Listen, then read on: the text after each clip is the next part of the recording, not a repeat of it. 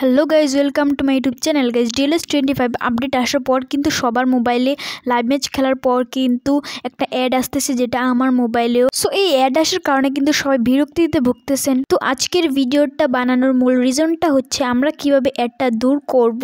একটা setting on করলেই কিন্তু এই অ্যাডটা দূর হয়ে যাবে। তো এই ভিডিওতে আজকে দেখাবো যে কিভাবে আপনার অ্যাডটা দূর করবেন। 100% শিওর করে আমি বলতে পারবো যে অ্যাডটা দূর হয়ে যাবে। সো ভিডিওটা কিন্তু অনেক ইম্পর্টেন্ট হতে যাচ্ছে, না টেনে সম্পূর্ণ ভিডিওটা দেখার অনুরোধ রইল।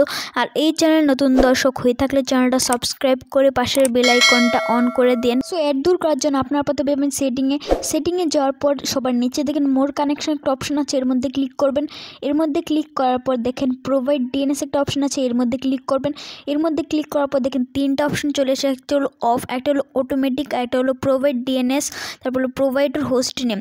তারপর আপনার 3 নম্বর যে অপশনটা আছে এটার মধ্যে ক্লিক করবেন।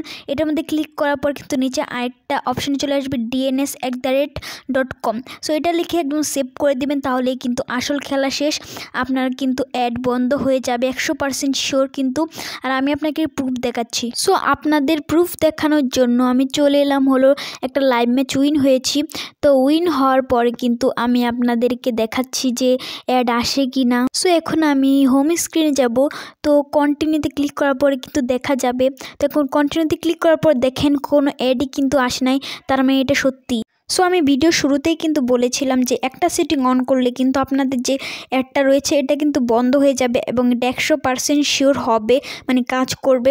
সো আজকের ভিডিওটা এই পর্যন্ত। ভিডিওটা যদি কোনো উপকার হয় তাই একটা লাইক করে দিন। আল্লাহ হাফেজ।